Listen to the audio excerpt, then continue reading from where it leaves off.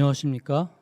오늘 제86회 굿인터넷 클럽의 진행을 맡은 한국인터넷기업협회 박성호 회장입니다.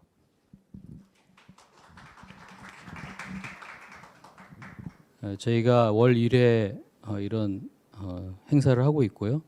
오늘 주제는 글로벌 디지털 패권 경쟁, 대한민국은 없다. 다소 좀 자극적인 제목인 것 같습니다. 얼마 전 메타에서 개발한 그 스레드가 출시되면서 큰 주목을 받았는데요. 이슈가 됐던 게 이 스레드가 EU 국가를 제외하고 출시되었다는 점입니다. 최근에 미국, 중국, EU를 중심으로 디지털 패권 경쟁이 점점 치열해지고 있는 것 같습니다. 관련해서 오늘 저희 굿인터넷 클럽에서는 세계적인 디지털 경쟁과 국제 정사의 변화를 생생하게 전달하는 소중한 시간을 갖고자 합니다. 그러면 토론에 앞서 바쁘신 가운데서도 자리해 주신 이 분야의 국내 최고 전문가이신 패널분들을 간략하게 소개하도록 하겠습니다. 먼저 서울대학교 오른쪽에 계신 서울대 정치외교학부 김상배 교수님 자리해 주셨습니다. 그리고 사회자 왼쪽에 중앙대학교 정치국제학과 이승주 교수님 자리해 주셨습니다. 그리고 저게 김상배 교수님 오른쪽에 서울과학기술대학교 IT정책전문대학원 김현경 교수님 자리해 주셨습니다.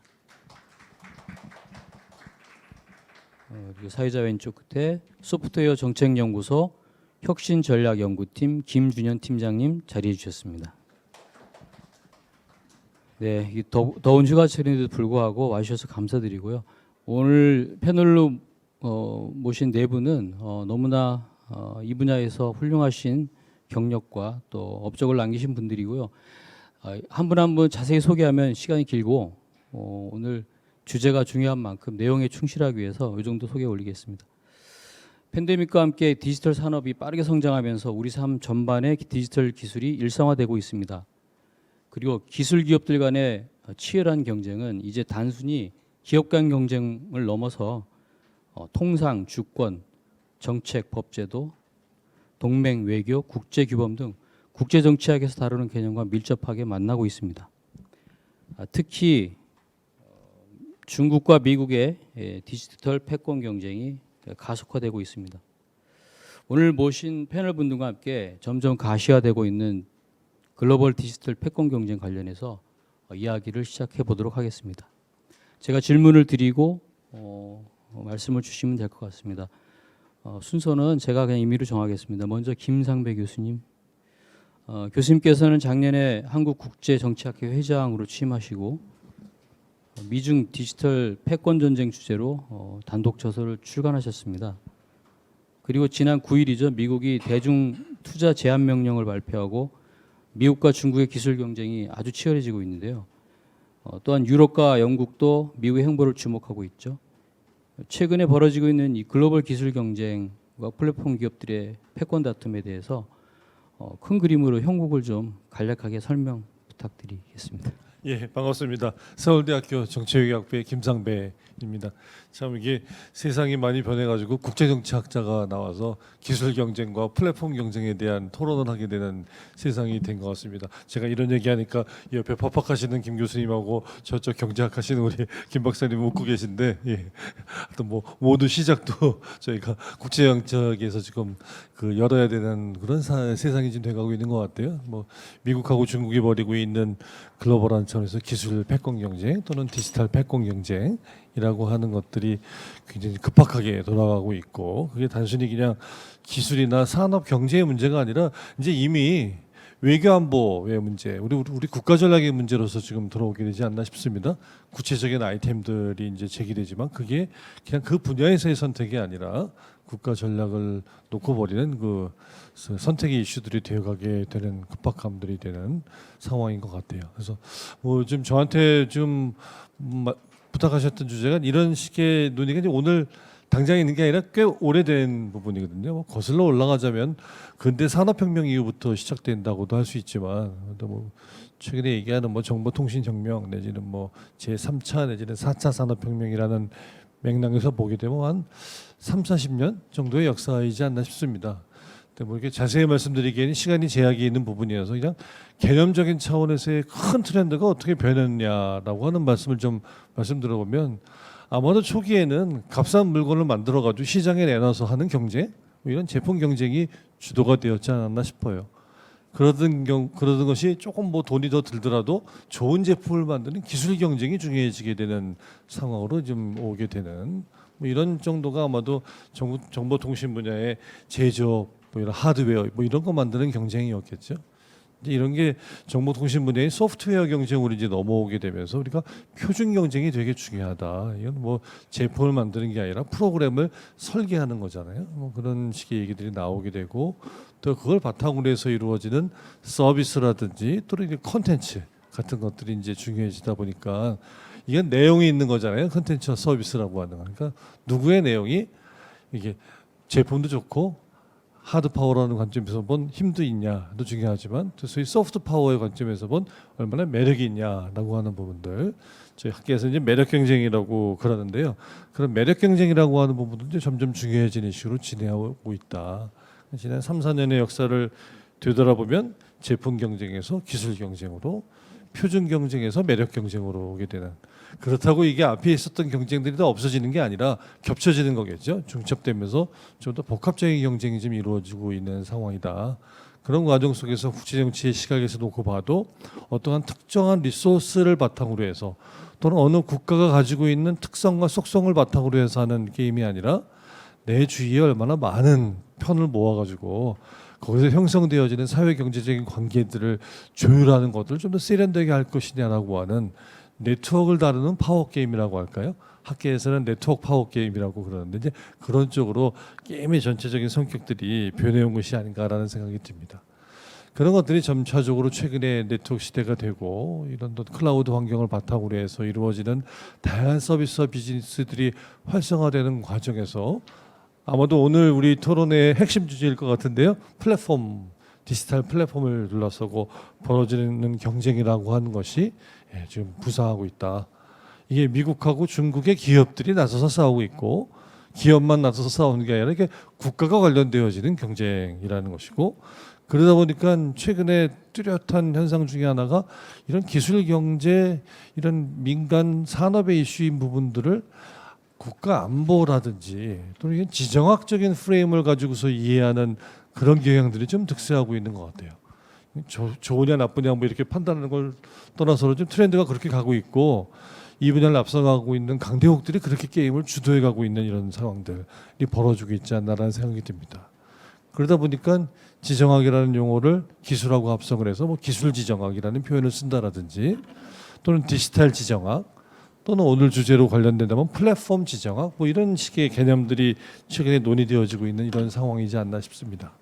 다시 말해서 이런 플랫폼을 둘러싸고 벌어지는 경쟁은 더 이상 우리가 아는 미국과 중국의 우리가 뭐 구글이나 뭐 아마존이나 또는 뭐 메타나 또는 애플 같은 이런 기업들 또는 반대쪽 그 중국에서의 바이두나 알리바바나 텐센트 같은 이런 기업들만의 경쟁이 아니라 정부가 나서서 국가적인 차원에서 기업과 국가가 연계되어 가면서 벌어지는 그런 경쟁의 성격들을 좀 가지고 있다라고 하는 것이고 그런 과정에 아까 사회자 선생님께서도 모두의 말씀 주셨지만 어느 특정 국가의 정부가 나서서 상대방 기업을 제재하는 근데 그 기술 자체와 경제적인 그 문제 자체이기도 하지만 그것이 경제적인 규범을 어겼다라든지 또는 이게 우리의 국가 안보에 문제가 되니까 이거 막아야 된다라든지 뭐 이런 식의 논리들이 득세하고 있는 상황들이 좀 벌어지고 있지 않나라는 생각을 해보게 됩니다.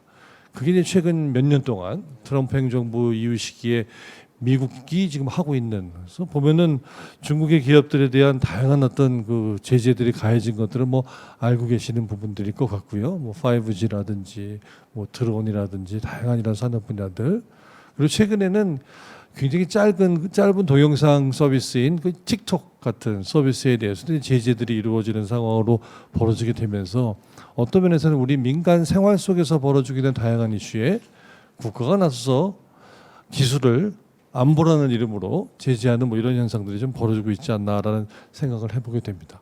그런 과정에서 본 그 디지털 경제와 자본주의라고 하는 것들은 국가와 기업이 굉장히 밀접한 연결이 되어지게 되면서 새롭게 만들어지는 국가의 모델일 수도 있겠고요. 또는 국가 자본주의의 새로운 모델일 수도 있는. 그래서 학계에서 최근에 국가 플랫폼 자본주의에 대한 논의들을 많이 하고 있는데 이제 그게 연동되어지는 모습들을 보여지게 되면서 국제 정치의 영역과 이제 만나고 있다. 그런 것들이 지정학적인 현상으로 이해될 수 있는 부분들이 많이 있다라는 말씀 처음으로 드려보겠습니다. 아유, 말씀 감사합니다.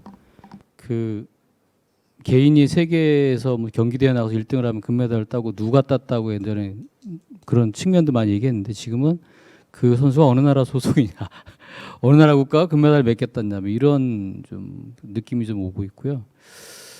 이제 수십 년간 전 세계 글로벌화 진행되고 특히 인터넷으로 다 네트워크화되고 연결을 지향하며 하나를 지향하는 듯 하면서도 최근의 정세를 보면 굉장히 오히려 지역화되고 국가 중심으로 이렇게 가는 느낌을 좀 많이 봤습니다. 그게 또 어떻게 양립되는지 좀 나중에 더 얘기 들어보고요. 제가 오늘 이번에 김준현 팀장님께 좀 질문을 드리겠습니다. 팀장님 최근에 AI 플랫폼 패러다임 그 디지털 기술 경쟁에 대해서 많은 연구 활동을 진행하고 계신데요.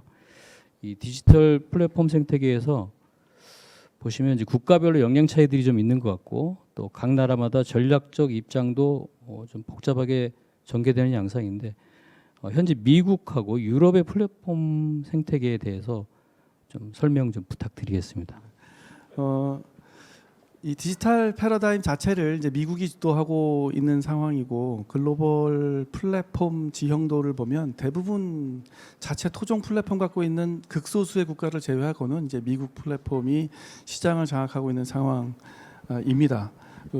미국 자체 시장도 80% 이상을 이제 미국 토종 플랫폼들이 장악하고 있는 상황이었고 그러는 상황에서 이제 2021년도에 소위 아마존 킬러라는 별명을 가진 리나 칸이 연방 거래위원장이 되면서 이제 다양한 그 플랫폼에 대한 규제 패키지 법안들을 발의한 상태입니다.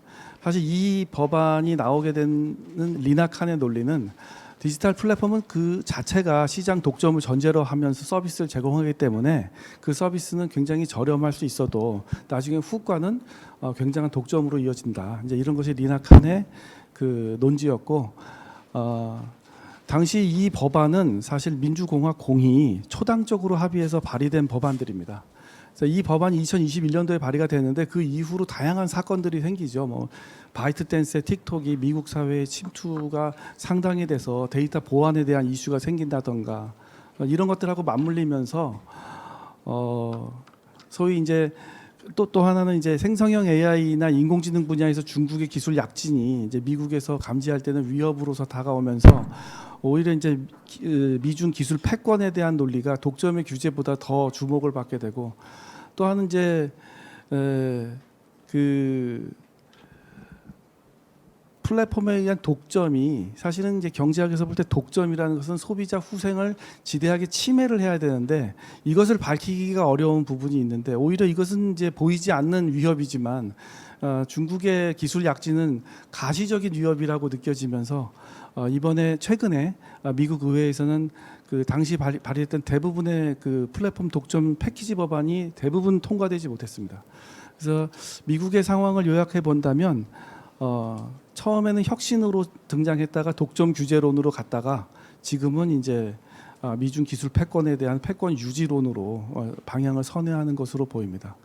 유럽의 경우는 조금 결이 다른데 같은 규제 법안을 이제 통과한 상태입니다. 예를 들어 디지털 시장법이라든가 디지털 서비스법이 대표적인데 이제 토종 플랫폼과 자국 플랫폼을 가지고 있지 않은 유럽에서는 시장 대부분이 이미 미국 플랫폼과 중국 플랫폼에서 장악되고 있기 때문에 디지털 시장법과 서비스법은 미국 플랫폼과 중국 플랫폼에 대해서 초점을 맞추고 있고 디지털 서비스법은 이용자의 플랫폼 생태계에 참여하는 이용자의 기본적인 권익을 보호하고 공정거래 환경을 이제 조성하는 것에 초점이 맞춰져 있고 디지털 시장법 같은 경우는 이제 거대 플랫폼들 주요 타겟은 이제 당연히 미국 플랫폼과 알리바바와 틱톡으로 대변되는 중국 플랫폼입니다. 여기에 대한 시장에 대한 과도한 독점 규제에 방점이 맞춰져 있기 때문에 같은 규제라 해도 이제 미국과 유럽은 이제 좀 결이 다르게 이제 현재 진행되고 있는 상황으로 요약할 수 있겠습니다. 아주 다양한 지금 상황을 아주 간략하게 핵심만 잘 말씀 주신 것 같습니다. DMA 얘기가 나와서 그런데 우리 김현경 교수님께 좀 질문을 드리고 싶은데요. 우리 김현경 교수님은 지난 4월에 한국 개인정보보호법학회 회장에 좀 선임되셨죠. 그리고 정부 각 위원으로 많은 활동을 또 다양하게 하고 계십니다. 그 며칠 전 기사를 보니까 미국과 유럽의 경제 격차가 점차 커지고 있고 기업의 규모나 경쟁력 차이는 비교 불가 수준이라는 기사를 봤는데요. 이 테크 기업, 특히 첨단 기술, IT 기술을 가지고 있지 않느냐, 이게 큰 그 경쟁력의 차이를 뽑는 것 같습니다. 많은 학자들분이나 전문가분들이 EU가 자국 플랫폼은 없는 상황에서 지금 우리 김준현 팀장님 말씀 주신 것처럼 자국을 보호하기 위해서 DMA를 만들었다고 보고 계신 것 같습니다. 우리 김영경 교수님께서는 EU의 DMA에 대해서 어떻게 생각하시는지, 그리고 이런 해외 및 국내 플랫폼 기업과 경제에 이 DMA가 어떤 영향을 미칠지 중심으로 좀 말씀 부탁드리겠습니다. 네. DMA는 굉장히 의미 있고 중요한 법입니다. 왜냐하면 국내 입법자들이 우리나라 플랫폼 규제의 근거로 계속 들이밀고 있는 법이기 때문에 뭐 국내에서 이와 관련된 보고서도 많이 나왔고 굉장히 많은 분들이 중요하게 다루고 있는 그런 유럽의 규제법이라고 볼 수 있습니다. 근데 이제 유럽에서는 사실 이 법이 나오게 된 건 미국의 빅테크 기업을 겨냥해서 굉장히 강력한 시장을 규제하겠다라는 법이고, 뭐 주요 내용 보면 자사우대라든지 결합 판매 뭐 이런 것들에 대해서 강력하게 규제를 하고 있습니다. 그래서 지난 7월 4일에 이제 EU 집행위원회는 미국의 알파벳, 아마존, 애플, 메타, 마이크로소프트와 한국의 삼성전자가 들어가서 굉장히 이슈가 됐죠. 그리고 중국 바이텐스 등 7개사가 게이트키퍼 기준에 부합한다며 보고서를 제출한 바 있습니다. 이제 게이트키퍼에 해당이 돼야 강력한 규제를 적용을 받게 되는데, 저는 먼저 이 법안이 이제 앞으로 어떤 영향을 미치는가는 두고 봐야겠지만 먼저 첫 번째, 우선 새로운 혁신 서비스를 출시함에 있어서 유럽에 대해서는 기업들이 뭔가 다른 차별화된 모델을 구사하게 되지 않을까라는 생각입니다. 앞서 사회자께서 말씀해 주셨듯이 최근에 어떤 메타의 사회관계망 서비스 스레드 출시 관련해서 이미 유럽연합에서는 출시를 잠정 보류하기로 한 결정 역시 DMA의 영향이라고 볼 수 있습니다. 근데 중요한 거는 이렇게 유럽에만 차별화된 모델을 강구하는 게 과연 유럽 시민 이용자들한테 긍정적인 영향을 미칠 것인가라는 문제죠. 이번에 그 스레드와 관련해서 유럽연합에서 잠정 보류했음에도 불구하고 스레드 가짜 앱이 스위스, 스웨덴 등 유럽 전역에 일시적으로 앱스토어 다운로드 1위를 차지한 바 했다는 사실 자체가 이미 유럽 시민들은 굉장히 이와 반대되는 반응을 보이고 있다라는 거죠. 그래서 과연 DMA가 유럽에 대해서 어떤 차별화된 서비스를 창출하게 만들 텐데 그게 유럽 시민의 이용자 효용에는 긍정적인 영향을 미칠 것인가는 두고 봐야 될 일이다라는 생각이고, 그리고 두 번째는 신규 기업이 이제 빅테크로 등극하기 어려운 상황이 발생하지 않을까라는 생각입니다. 규제라는 것은 그 규제에 대한 적응력을 키우기 위해서는 굉장히 많은 여러 가지 스터디와 경험과 그리고 능력들이 필요합니다. 그래서 만약에 오히려 현재 이렇게 빅테크로 등극하기 어려운 상황이 된다면 오히려 현재의 빅테크 중심의 지형을 그대로 고착화시키는 그런 결과를 초래할 수 있고, 그게 과연 DMA가 의도한 효과였을까라는 의문이 제기될 수 있습니다. 이제 그런 말씀을 많이 하십니다. 아니 유럽에서 그렇게 DMA가 시행이 돼서 미국의 빅테크를 강력하게 규제할 수 있다면 이거야말로 우리나라가 유럽 시장에 들어갈 수 있는 기회가 아니냐라는 뭐 그런 질문들도 해주시는데, 저는 그렇게 생각하지 않는 게 오히려 국내 위정자들은 그 DMA를 벤치마킹해서 국내 기업에 적용되는 강력한 규제 법안들을 내놓고 있기 때문에 과연 우리나라 기업이 유럽에 진출할 만한 기회조차 발생할 수 있을까는 굉장히 의문입니다. 제가 사실 말씀드리고 싶은 거는 각 나라마다 규제는 각 나라마다 상황이 다 다릅니다. 그래서 그 자기네 나라의 어떤 국가 전략에 맞는 규제가 형성돼야 되는 거고, 유럽은 과거부터 시험이나 인증 이런 규제를 하나의 산업화시키는 것들이 굉장히 발전된 지역입니다.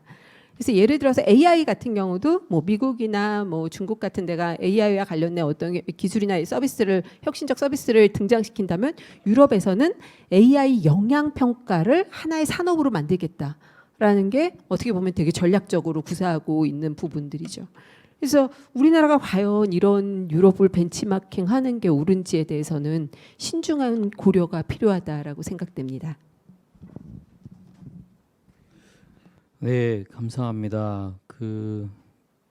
우리가 몸이 좀 안 좋을 때 약을 계속 투여하게 되면 그 부분적으로 뭐 증상은 완화될 수 있지만 다른 쪽이 또 문제가 될 수 있는데, 규제라는 것도 그 양면성을 가지는 것 같습니다. 오히려 그 빅테크 규제는 빅테크의 고착화를 가져올 수 있다라는 또 의견 주셨고요.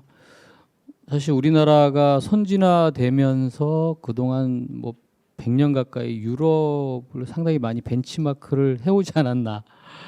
유럽이 많은 걸 구축을 해놨으니까. 그런데 이 시대에는 지금 약간 좀 변화의 변곡점 아닌가 싶습니다. 과연 유럽을 따라가야 갈 건지, 아니면 새로운 규범을 우리가 고민해서 만들 시기인지. 네. 우리 이승주 교수님 잠깐만 좀 제가 김상배 교수님 질문 하나만 더 드리고 관련돼서, 오늘 주제 관련돼서요, 우리 김상배 교수님께 다시 질문 드리고 싶은데요. 교수님, 왜 이렇게 세계 여러 국가들은 디지털 패권에 이렇게 연연해하고 그걸 가지고 싶어 할까요? 그리고 이 시대에 과연 디지털 패권을 잡는다는 것은 어떤 의미를 가지고 있을까요? 왜 이렇게 경쟁에 열을 올리고 있을까요? 라는 좀 다소 어려운 질문입니다. 저한테 어려운 질문을 하려고 마음을 예. 아니, 디지털 패권은 왜 이렇게 열을 올리면서 중시하느냐? 중요하기 때문에 그런 것이고요. 그게 이제 뭐 보통 우리 그 정치 경제 역사에서 뭐 첨단 부문 또는 뭐 선도 부문, 뭐 리딩 섹터 뭐 이런 부분이었는데, 특정 부분이 좀 제일 잘 나가는 분야가 있고 그 분야에서의 성장이 다른 분야보다 훨씬 더 앞서가고 있기 때문에 그 분야가 이제 다른 분야를 이제 먹여 살리는, 요새 우리 쓰는 표현은 먹거리 산업에 해당되는 잘 나가는 분야이기 때문에 이제 그런 것 같고요. 그거는 뭐 지금만 그런 게 아니라 근대 산업혁명의 역사를 보면은 다 그 해당 시기에 첨단 기술이었던 부분들이 그런 역할들을 했던. 근데 그게 중요하다 보니까 기업 간의 경쟁뿐만 아니라 국가 간의 경쟁이라고 하는 것도 벌어졌던. 근데 그렇게 해서 벌어진 국가 간의 경쟁이 나중에 보니까 글로벌한 정치 군사적인 패권의 향배를 미리 가늠하는 어떤 선행 지표였더라, 뭐 이런 얘기인 거잖아요. 20세기에 들어와서만 봐도 뭐 영국에서 미국으로, 또는 거기에 대한 소련의 도전, 일본의 도전, 그리고 지금 중국 얘기 나오는 데까지 약간 그런 과정을 통해서 겪어오고 있는 부분이라는 건, 그래서 현재 미국하고 중국이 벌이고 있는 디지털 분야 또는 뭐 그런 뭐 첨단 분야, 뭐 플랫폼이라 부르든 간에 그 분야는 지금 그런 성격을 갖는 부분이다. 그리고 그 분야가 전체 경제에서 차지하는 영향이나 또는 국제 정치적으로 봐도 일종의 파워 임플리케이션, 국가 권력적 함의가 굉장히 큰 분야이기 때문에 이렇게 지금 힘을 쏟고 있지 않나라는 생각이 들고요. 그러니까 이러다 보니까 국가들 간에 하물며 동맹국들이라도 이 분야에서는 경쟁하고 싸웠거든요. 30-40년 전에 우리가 글로벌 패권 경쟁은 미국과 일본의 경쟁을 얘기하던 시기였고, 그때도 같은 동맹 국가였음에도 불구하고 이게 국가 안보가 기술이 중요하다 뭐 이런 얘기하면서 이제 경쟁을 했던 부분인데, 지금은 이제 하물며 같은 동맹 진영이 아닌 뭐 미국과 중국 또는 러시아가 경쟁을 하다 보니까 더 그 경쟁이 격화되어지는, 앞서 말씀드렸던 지정학적 양상들을 좀 더 강하게 보이고 있는 것이고, 그 경쟁이 벌어지는 장도 단순히 싼 제품, 좋은 제품을 만드는 걸 넘어서서 많은 사람들이 받아들일 수 있는 제품, 좀 더 매력적인 제품을 만드는 플랫폼 경쟁의 형식으로 이게 경쟁이 변화하다 보니까, 그러니까 경쟁 자체가 그냥 어느 한 아이템을 놓고 벌어지는 경쟁이 아니라 이게 큰 편을 먹어가지고 누구 편이 이길 거냐라는 이렇게 판을 뒤집는 게임이 되고 있는 거잖아요.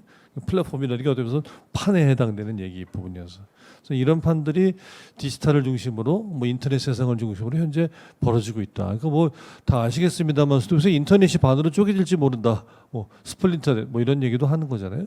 근데 그런 얘기가 디지털 세상의 얘기만이 아니라 국제 정치 전반을 놓고 봤을 때에도 이렇게 비유로 가져올 정도로 미중이 벌이는 또는 뭐 서방 진영과 러시아가 벌이고 있는 경쟁이 그런 인터 플랫폼 경쟁이라고 저희가 그러는데요. 플랫폼들 간의 경쟁의 양상들을 좀 보이고 있다. 그러면 이겨야 되는데 거기서 이기는 거 핵심은 여러 가지가 있겠지만 앞서 말씀드린 역사적인 경험으로 놓고 봤을 때 지금 제기되어지고 있는 그런 리딩 섹터 첨단 분야에서의 경쟁이 되게 중요할 수밖에 없기 때문에 그러지 않나라는 생각을 해봅니다. 예. 네, 감사합니다. 우리 이제 이승주 교수님 좀 오래 기다리셨는데요. 이 디지털 기술로 인해서 점차 국경이 사라지는 시대고요. 그러면서 국가 간의 관계가 점점 더 복잡해지겠죠.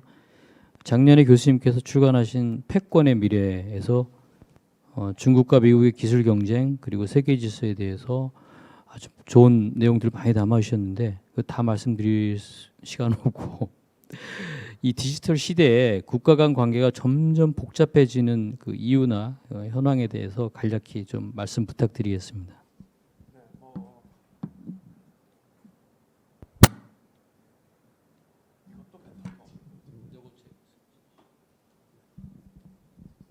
네, 크게 두 가지 차원으로 나눠서 말씀드릴 수 있을 것 같은데요. 하나는 국내적 차원이 되겠고요. 또 국제적 차원이 있을 수 있는데, 근데 사실은 이 국내적 차원과 국제적 차원이 서로 분리되어 있는 것이 아니라 서로 쌍방향적으로 긴밀하게 상호 영향을 준다는데 복잡성의 근원이 있다라고 하는 말씀 드릴 수 있을 것 같습니다.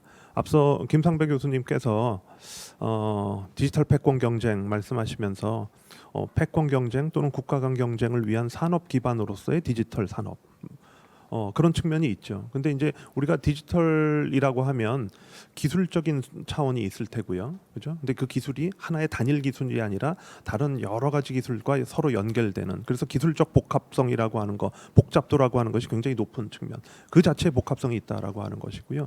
또 기술이 많이 성숙하다 보면 이게 일정한 부분 산업으로 넘어가게 되는데 지금 아마 그런 많은 디지털 기술들이 지금 산업화되는 단계에 있지 않나라고 하는 것이고 그러면서 이 산업을 디지털 산업을 어떻게 지능 육성할 것인가를 놓고 국가들 사이에 서로 경쟁하고 갈등하고 때로는 협력하는 이런 현상들이 나오기 때문에 굉장히 복합성을 띨 수밖에 없다라고 하는 말씀을 드릴 수 있을 것 같고요. 더 나가면 이 디지털 기술이라고 하는 것은 또는 산업이라고 하는 것은 기술과 산업의 영역에만 머무르는 것이 아니라 사실은 우리의 삶의 방식에도 굉장히 큰 영향을 미치고 있다라고 하는 것이고요. 바로 그렇기 때문에 개별 국가들이 서로 다른 방식으로 디지털 산업을 규제하려고 하는 것이죠. 우리 삶과 밀접하게 연계되어 있다라고 하는 거. 그리고 디지털 기술이 삶의 방식과 연계되는 방식은 나라마다 다를 수 있다. 또 하나의 복잡성을 더하는 이유 가운데 하나다라고 하는 것이고요. 또 하나는 이것이 미치는 디지털 기술의 발전 또는 산업의 발전이라고 하는 것이 미치는 사회적 영향을 무시할 수가 없다라고 하는 것이고요. 항상 사회는 하나의 커뮤니티, 공동체로서 같이 가야 되는데 디지털 산업이라고 하는 것이 발전하면 발전할수록 사회적인 부작용을 또 한편에서 초래하는 것도 사실이다라고 하는 것이고요.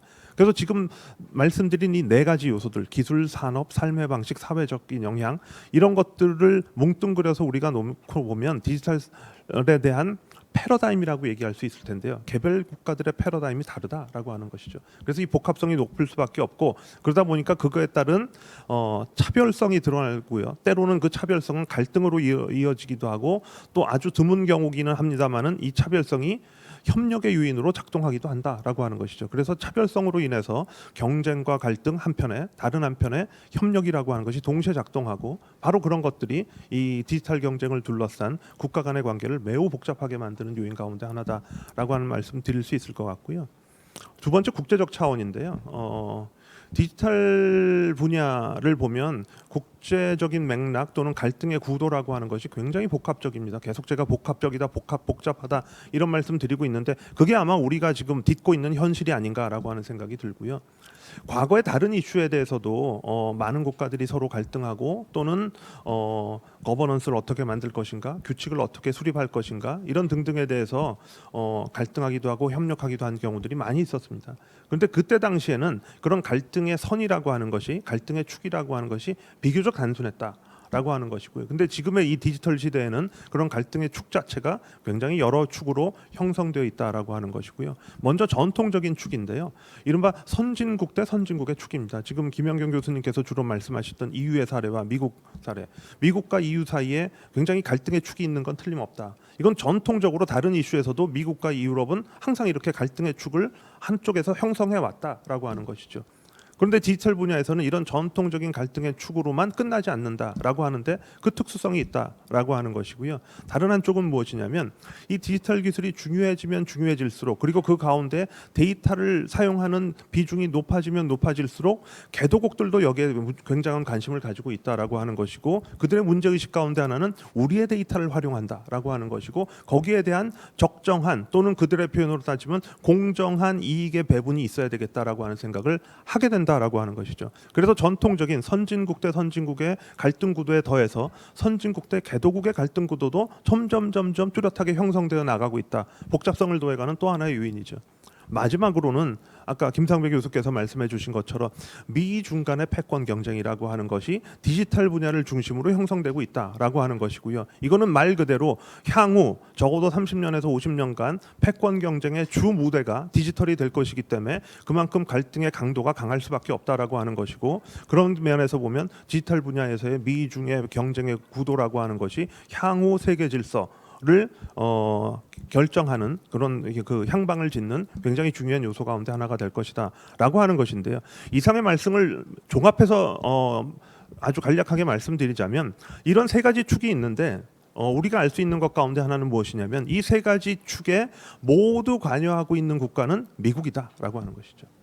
그렇죠? 그렇기 때문에 지금 디지털 분야에서 일어나고 있는 여러 움직임이 기본적으로 미국의 움직임에 대해서 미국의 이니셔티브에 대해서 어떻게 대응할 것이냐라고 하는 구도로 형성되어 있다라고 하는 것이고 그런 면에서 한국도 예외는 아니다라고 하는 것이고요. 그런 면에서 미국이 어떤 이니셔티브를 쥐고 또 그거를 어떻게 계속해서 변화시켜 나가는가에 대한 지속적인 모니터링이 필요하다라고 하는 게 하나의 말씀이고요.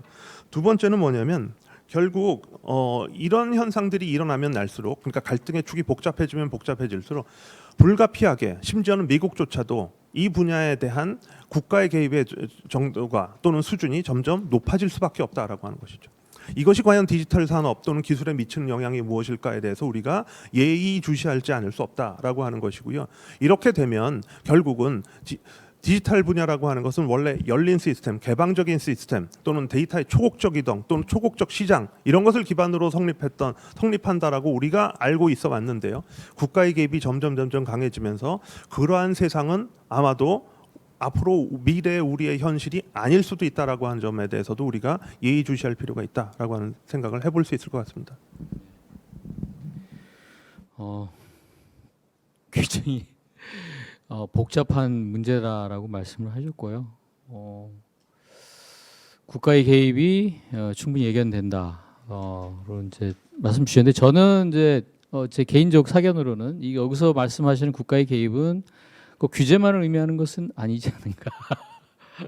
오히려 아까 플랫폼 국가 자본주의 김상배 교수님 말씀하셨지만 이제 플랫폼이 그냥 단순한 개인 기업이 아니고 그 나라의 경제와 안보 그리고 미래를 결정짓는 중요한 축이기 때문에 당연히 뭐 국가와 기업이 코웍을 하든 뭐 어떤 프로토콜을 합의해서 만들든 아니면 같이 으쌰으쌰해서 세계적인 스탠다드를 향해 가던 뭔가 그런 적극적인 포지티브한 의미에서의 협력 개입으로 이해를 해도 될까요? 네, 조금 다른데요. 그 디지털 산업으로서의 디지털에 대한 육성과 진흥, 당연히 필요하고요. 근데 또 하나 그 사회적 영향을 제어하는 수단으로서의 규제 또한 필요한 것도 사실인 것 같고요. 근데 다만 지금 제가 국가의 개입이라고 이렇게 추상적으로 표현한 것은 무엇이냐면은요. 미중 경쟁이라고 하는 맥락을 우리가 한번 생각해 볼 필요가 있겠다라고 하는 것이고요. 이것은 그동안 미국의 입장에서 보면 그죠? 중국과 이렇게 관계를 형성해 오면서 적어도 뭐 1978년 중국의 개혁 개방 이후 현재까지 미국 스스로 얻은 교훈이 하나가 있다라고 하는 것이죠. 뭐냐면 적어도 오바마 행정부 당시까지 미국이 얻은 교훈, 미국의 대중국 정책의 기조는 무엇이었냐면 중국과의 교류를 통해서 중국을 이른바 자유주의적 국제 질서 속에 편입시킬 수 있겠다라고 하는 기대가 상당히 있었다라고 하는 것이고요. 그런데 트럼프 행정부 이후의 미국에서는 그런 기존 정책에 상당한 위험성이 도사리고 있다라고 하는 비판들이 미국 내에서 나오기 시작했다라고 하는 것이고, 그렇기 때문에 이런 열린 시스템을 이용하는 중국이라고 하는 인식이라고 하는 것을 갖게 되었다라고 하는 것이고요.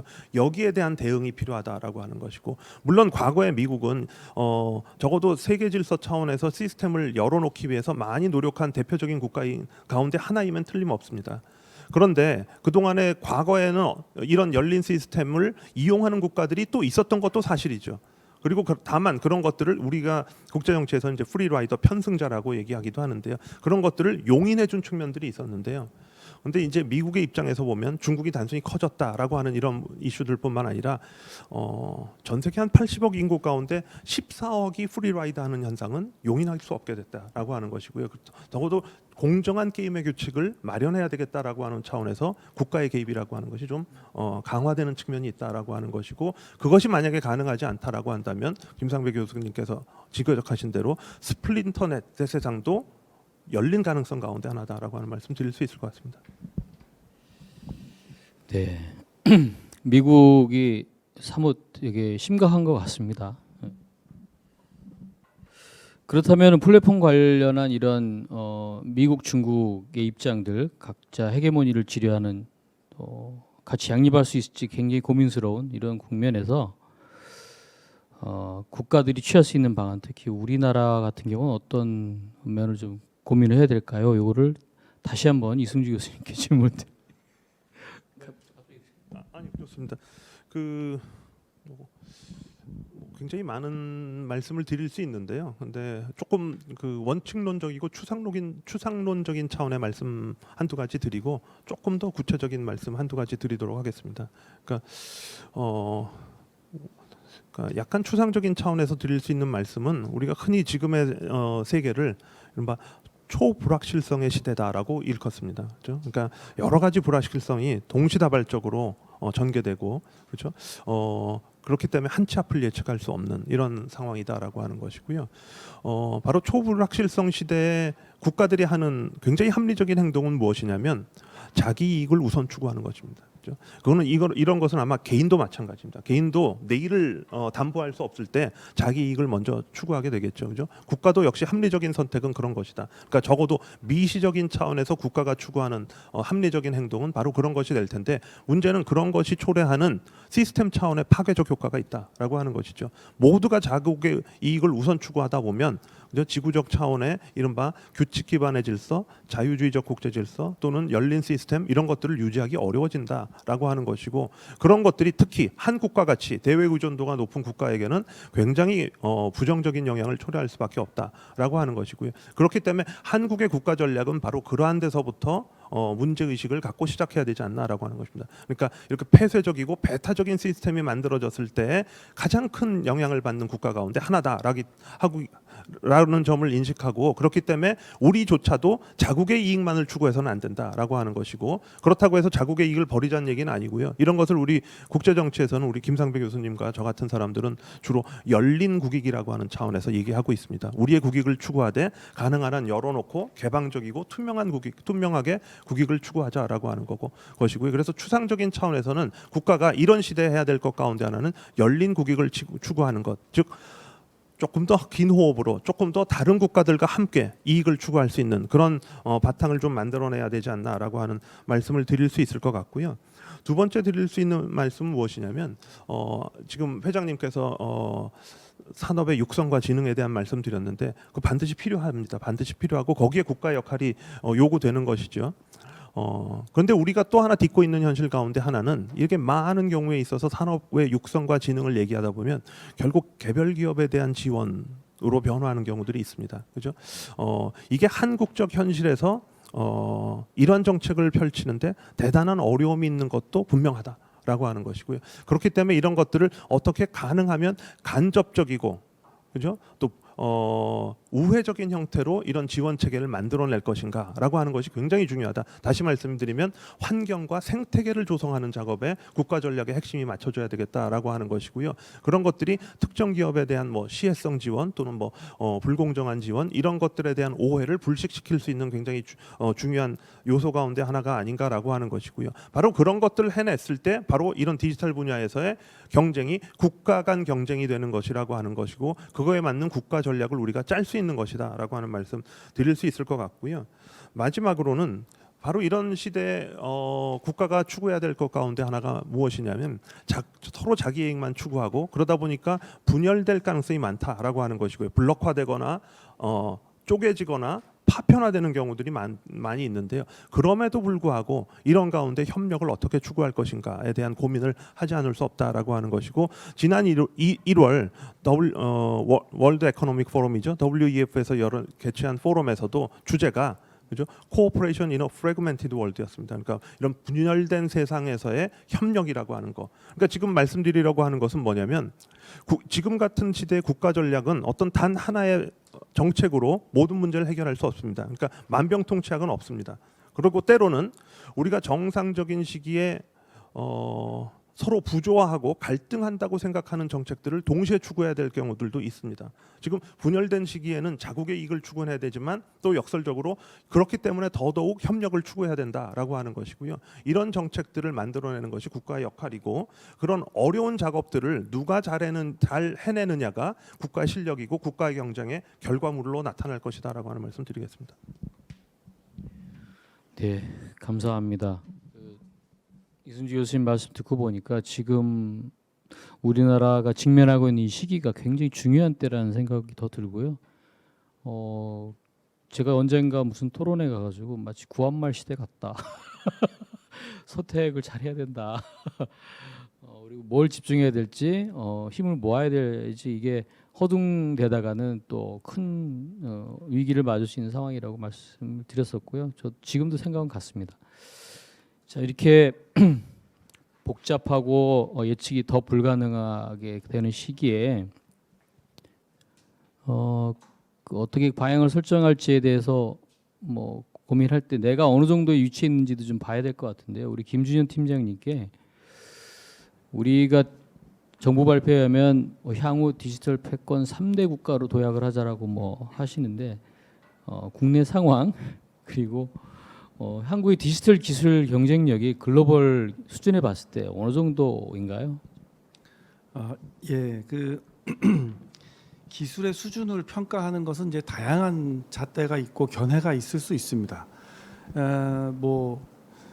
간단하게는 이제 다양한 정량적 지표를 사용해서 얘기를 할 수가 있겠죠. 특허가 얼마나 출원됐다든가 아니면 관련된 국제기구의 지표 같은 것들, 예를 들면 IMD가 얘기하는 이제 한 국가의 디지털 경쟁력 지수, 그리고 OECD가 얘기하는 디지털 인프라 지수, 혹은 이제 정부 행정의 디지털 정부의 행정 효율성 지수, 뭐 전자정부 지수 이런 것들이 굉장히 많고 거기에서 차지하는 저희의 위상은 생각보다 굉장히 높습니다. IMD가 얘기하는 디지털 경쟁력 지수는 우리가 전 세계 국가 중에 8위 정도 해당하고 OECD가 얘기하는 디지털 인프라나 전자정부는 저희가 수년간 1등을 했기 때문에 이제 그런 지수를 보면 저희는 이제 굉장히 순위가 높은 그런 국가입니다. 그러나 이제 또 다양한 또 지표가 있는데 예를 들어 저희가 차지한 시장의 점유율로 보면 우리나라 경제가 전 세계 GDP에서 차지하고 있는 게 이제 2% 정도 되는데 소프트웨어도 마찬가지입니다. 소프트웨어가 전 세계 소프트웨어 생산량이 차지하고 있는 게 한 2% 남짓. 지난 20년간 거의 변함이 없고요. 그렇게 보면 또 우리는 굉장히 작은 국가가처럼 보이고요. 그런데 이제 저희의 서비스 커버리지로 보면은 또 좀 다른 측면을 볼 수가 있습니다. 예를 들어 저희가 흔히 말하는 네카라 쿠베당토라고 하는 플랫폼 서비스들이 이제 국내는 물론 해외 시장에 진출한 상황이 그렇죠. 네이버의 라인이 동남아에 그 많은 유저들을 가지고 있다거나 아니면 일본의 검색이 변변한 게 없는데 저희의 라인과 이제 그런 그 웹툰 서비스들이 나가서 일본 시장을 장악하고 있는. 사실 웹툰 이 망가라고 하는 만화 시장은 일본이 종주국인데 일본 시장의 1, 2위가 다 네이버 웹툰과 카카오의 피코마지 않습니까? 이제 그런 경우. 그것도 우리가 이제 패권을 다투는 국가 사이즈로는 상당히 그렇게 인식이 되지는 않고 있는데 그래도 북미 시장과 유럽 시장을 진출한 플랫폼 국가로서는 얘기를 해볼 수 있을 것 같습니다. 최근에 네이버 같은 경우는 이제 포시마크를 인수해서 미국의 당근 마켓과 같은 서비스를 하고 있고 수익도 나고 있는 상황이고 유럽의 컨텐츠 같은 것들 딜리버리하는 게 대부분 이제 한국의 플랫폼들이고 그렇게 보면은 우리는 서비스 커버리지를 전 세계로 가지고 있는 미국과 중국이 아닌 플랫폼 중에 정말 극히 드문 국가 중에 하나로 이제 저희가 또 보이기도 합니다. 그래서 이렇게 본다면 저희에게는 좀 작은 나라로 작게도 보이지만 크게 볼 수 있는 포텐셜도 있는 그런 위치를 가지고 있다. 이렇게 말씀드릴 수 있겠습니다. 감사합니다. 한국인들이 대단한 분들이고 항상 잘 될 거라는 기대감은 있고요. 작은 고추가 맵다고 저기 세계 시장 점유율은 뭐 여러 지표를 봤을 때 1%, 2%라고 하지만 언제든 적어도 옛날 삼국시대 총나라 수준의 한 10% 가까이 점유할 수 있는 그 정도는 갈 수 있지 않을까라는 국민의 한 사람으로서 늘 바람이 있고요.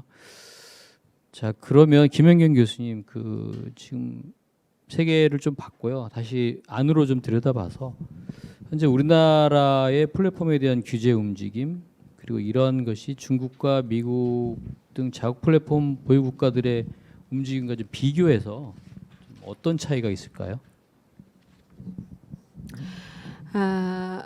네, 아마 다른 아까 미국이나 중국이 어떤 규제 움직임을 보이고 있는지에 대해서는 앞에서도 같이 말씀을 좀 주셨던 것 같습니다. 뭐 다시 한번 살짝 요약하면 미국 같은 경우도 처음에 뭐 리나칸이 나오면서 굉장히 오랜 조사 활동을 거쳐서 디지털 시장의 경쟁 조사 보고서를 냈고 그거에 바탕으로 굉장히 강력한 규제 법안들을 규제 패키지 법안들을 냈습니다. 그래서 뭐 하원은 5개 반독점 패키지 법안을 그리고 상원은 대형 앱마켓 사업자 규제 법안 각각 냈는데 하나 빼고 전부 다 의회 회기 종류에 따라서 이제 자동 폐기됐습니다.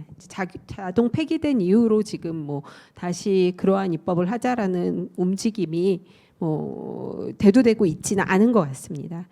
이렇게 디지털 플랫폼 규제 입법이 이렇게 주춤하게 된 이유는 미국에서 주춤하게 된 이유는 기존의 경쟁법과 별도로 디지털 플랫폼만을 특별히 규제해야 되는 실익이 없다라는 판단이 전제되었다라고 생각이 되고 또 자체 플랫폼에 대한 규제가 산업의 혁신을 저해하고 또 소상공인들의 생존을 더 위협할 수 있다라는 그런 인식도 함께 기조가 형성된 것으로 보입니다.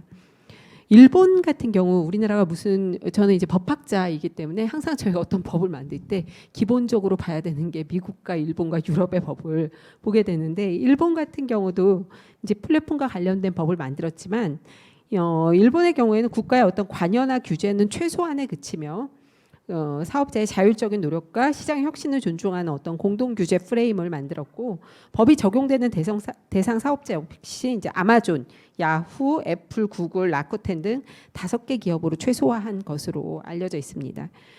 그런데 반면에 우리나라 정부는 굉장히 경쟁적으로 각 부처마다 플랫폼 규제 법안들을 국회 문전성시를 이루고 있다라고 해도 과언이 아닐 정도로 많은 법안들이 나오고 있고 공정위의 뭐 법안, 방통위 법안, 뭐 중기부의 법안 등 법안 많이 나오고 있는데 근데 이 법안들은 무엇보다도 안타까운 게 앞서 유럽이나 일본이 시도했던 그런 글로벌 빅테크 기업을 겨냥했다라기보다는 국내 기업의 적용을 목적으로 하고 있다라는 게 굉장히 독특한 특징입니다. 그래서 우리나라 국내에 몇 개 플랫폼 기업을 갑으로 전제하고 이들한테 대규모 유통사업자에 준하는 의무를 부과하면서 뭐 계약 표준화 등 정부의 적극적인 개입을 담고 있습니다.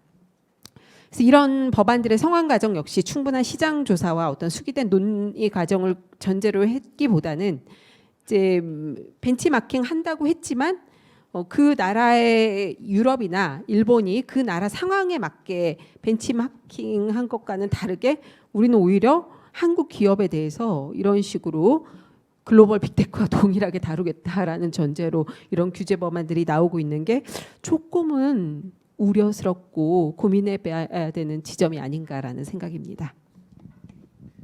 예, 감사합니다. 그러면 이렇게 우리나라가 강한 규제를 계속 시도를 하는 경우에 그 디지털 지도에서 그래도 구석을 한 곳을 차지하고 있는 상황에서 어떤 영향을 받을까요?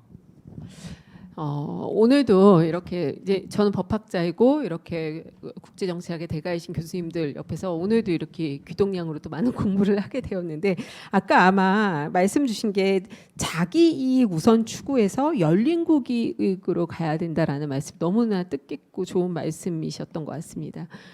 그런데 우리나라가 이렇게 강한 플랫폼 규제를 할 경우 이거는 자기 이익 우선 추구도 아니고 열린 국익도 아니고 제가 볼 때는 의도하지 않은 타국 이익주의로 가는 게 아닌가. 의도치 않게 오히려 타국에 유리한 그런 상황을 초래하는 게 아닌가. 우리는 이미 경험적으로 이렇게 한 적이 있습니다. 예를 들어서 세계 최초의 선제적 규제를 만들었었죠. 인터넷 실명제, 제한적 본인 확인제라는 세계 최초의 유례없는 선제적 규제를 만들었다가 결국은 국내의 어떤 동영상 플랫폼 시장을 다 미국 기업에 내어주게 되는 그런 상황을 초래한 경험도 있고 몇 가지 우리나라가 취했던 다른 나라를 벤치마킹하지도 않고 세계 최초로 했던 몇 가지 규제들이 있습니다. 또 최근에 가장 이슈가 되고 있는 망 이용 계약 강제하는 법안 역시 세계 최초의 규제 법안이죠. 그래서 그 부분에 대해서 MWC에서 오히려 어떤 한국에서 이런 걸 추구하고 있다라고 해가지고 글로벌 그런 통신 사업자들이 오히려 벤치마킹 해야 된다고 자기 나라 가져가가지고 논의하는 그런 사태까지 발생하고 있는데 사실 이런 세계 최초의 선제적 규제는 가장 조심해야 되는 것들입니다. 그럼에도 불구하고 우리나라가 이렇게 강한 플랫폼 규제를 할 경우에 글로벌 패권 경쟁에 어떤 영향을 미치게 되냐? 저는 우리 기업이 고사하는 결과가 초래할 거라고 생각합니다. 그나마 존재했던 오늘 뭐 뉴스에 나온 거 보니까 그나마 우리나라 점유율이 선제적이었던 뭐 카카오톡이 이제 거의 뭐 해외 기업에 의해서 거의 유사한 점유율을 보이고 있는 상황인데 이런 식으로 저는 우리 시장과 해외 시장의 다름을 무시한 이런 무분별한 유럽이나 해외 벤치마킹은 우리 기업이 고사하는 그런 결과를 초래하게 될 거다라고 생각합니다. 유럽의 DMA가 의미 있는 이유는 유럽 시장이 가진 규모와 시장성이죠.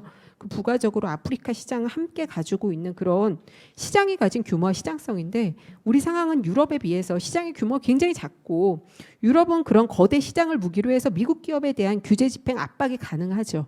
근데 우리나라는 사실 그럴 만한 위치에 있다고 볼 수 있는지 의문이고 다음으로 유럽은 미국의 빅테크 기업에 경쟁할 만한 자국 사업자가 없죠.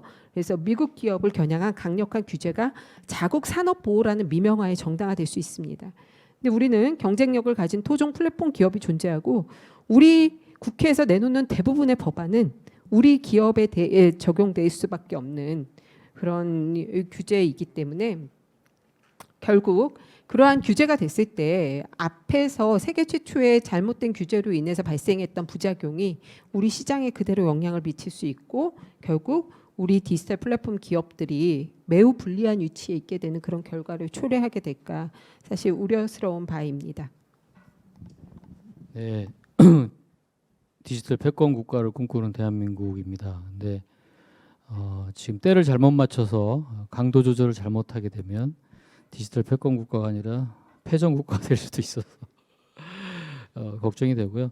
김상배 교수님 지금 마침 이제 규제 얘기 조금 더 나왔는데 최근에 온라인 플랫폼에 대해서 정부 부처에서 사전 지정해서 뭐 규제를 하겠다는 아직 발표한 건 아니지만 계속 움직임을 보이고 있습니다. 이런 논란이 있는데 이런 부분에 대해서 교수님 생각은 어떠신지요?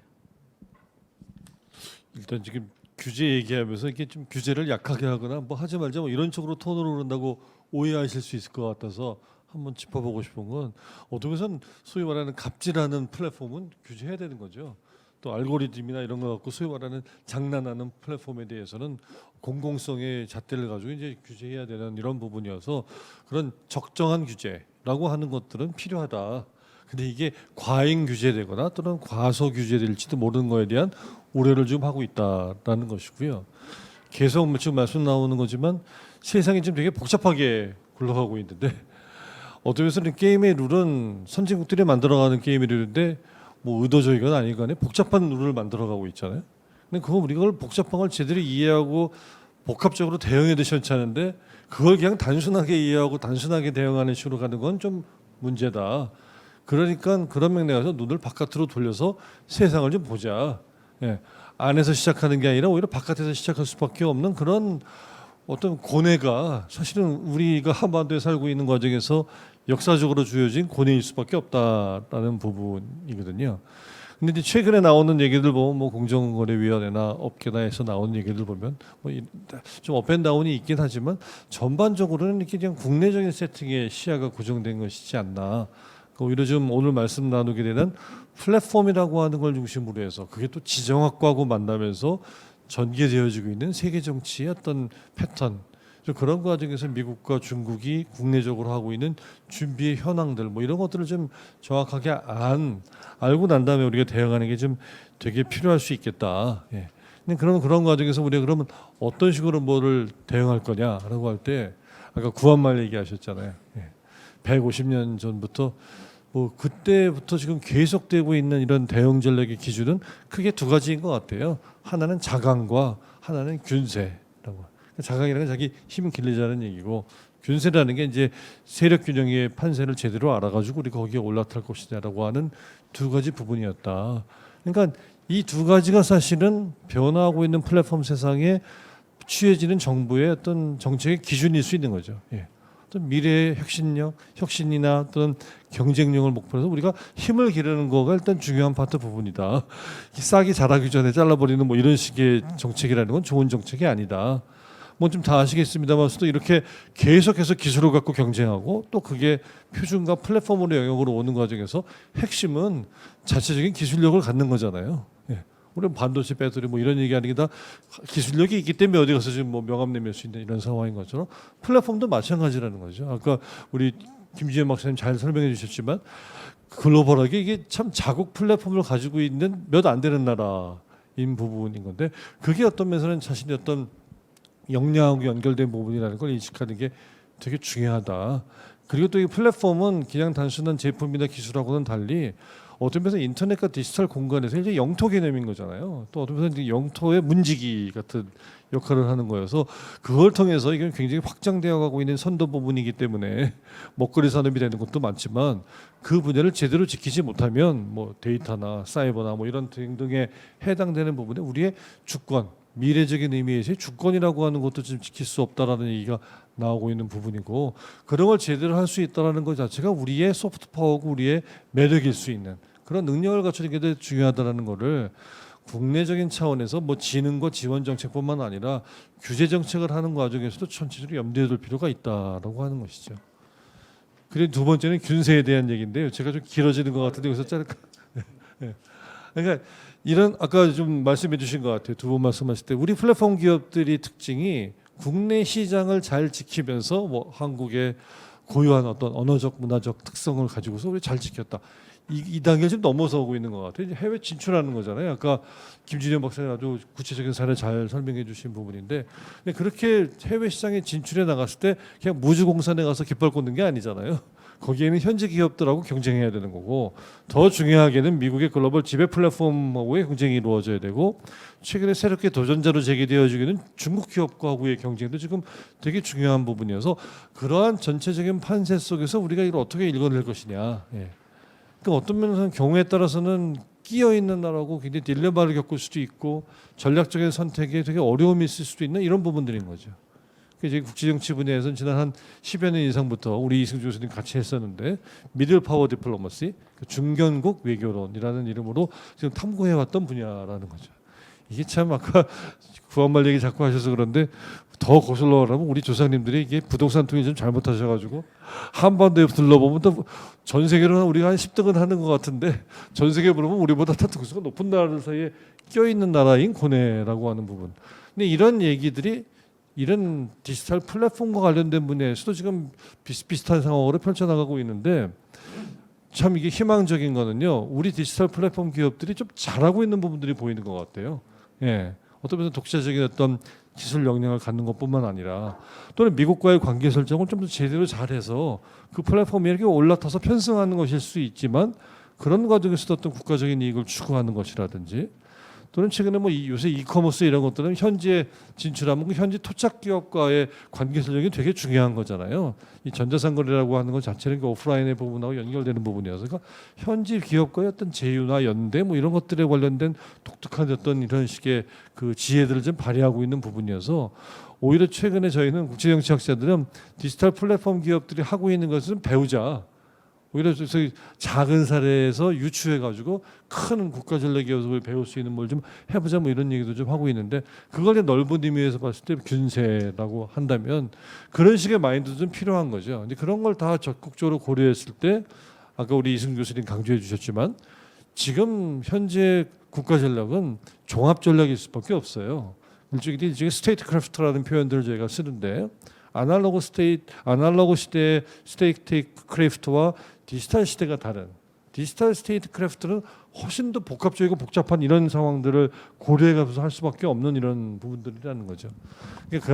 그나마도 이런 복합적인 전략의 필요성이 제기되고 있다라는 게 우리가 더 이상 개도국이 아니고 약소국이 아니라는 또 하나의 역증거일 수 있기 때문에 좀 희망을 갖고 분발해야 될 때가 아닌가 하는 그런 생각을 합니다. 네, 중요한 말씀 감사합니다. 예. 균세. 예. 그 얼마 전에 업무 관련해서 미국 분들 몇 번 뵀는데 차례로 그분들이 똑같은 질문을 하시더라고요. 당신들은 중국하고 우리하고 어디에 붙을 거냐 하시더라고요. 제가 뭐라고 그랬는지는 나중에 사석에서 말씀드리기로 하고요.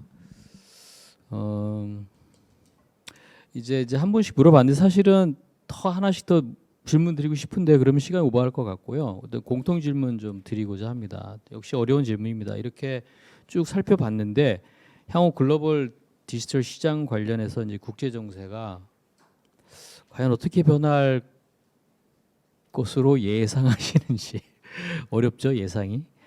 이러한 불확실한 시대에서 아까 이승주 교수님 잠깐 말씀해 주셨지만 우리나라는 그러면 어떤 자세로 어떤 노력을 하는 게 가장 시급하고 나라를 위해서 좋을 것인지 그냥 편하게 말씀 주시면 좋을 것 같습니다. 김준현 박사님부터 좀 부탁드릴까요? 예.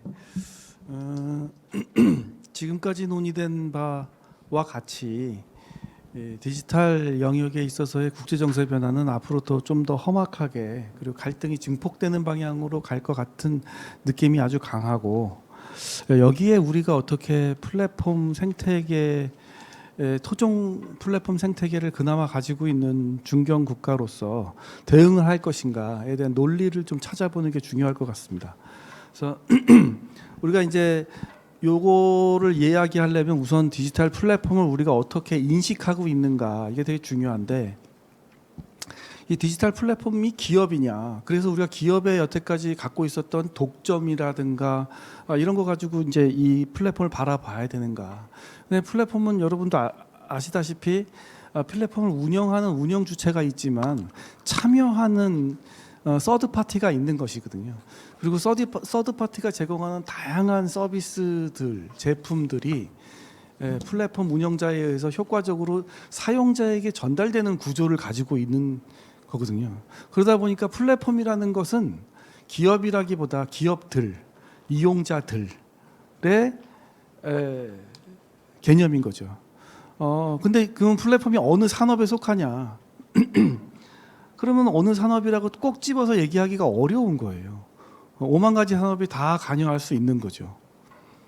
그러다 보니까 멀티 섹터적이고 그리고 멀티 플레이어들이 참여하고 있는 그런 생태계인 거죠.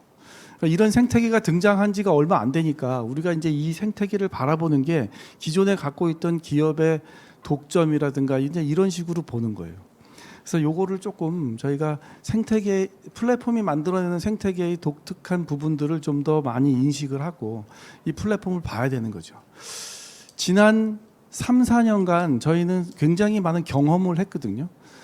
뭐 네카라 쿠베당토가 많은 젊은이들에게 꿈과 희망을 주는 직업으로 등장을 했고, 그리고 코로나 시기에는 우리가 마스크를 사야 되는데 어디서 사야 될지 모를 때 네이버나 카카오 등 우리 토종 플랫폼들이 제공해주는 무료 서비스를 이용하면서 그런 위기 상황에 저희가 효과적으로 대응할 수 있었고, 식당에 들어갈 때도 두세 번만 핸드폰 흔들면 백신 접종에 대한 것들도 증명을 받아가지고 쉽게 들어갈 수 있었고, 이런 것들은 우리 사회가 위기에 봉착했을 때 우리 토종 플랫폼이 있으니까 그나마 저희가 제공받았던 혜택들이고, 거기에는 수많은 개인정보가 다 연결이 돼 있을 텐데 우리는 그걸 걱정을 하지는 않았거든요.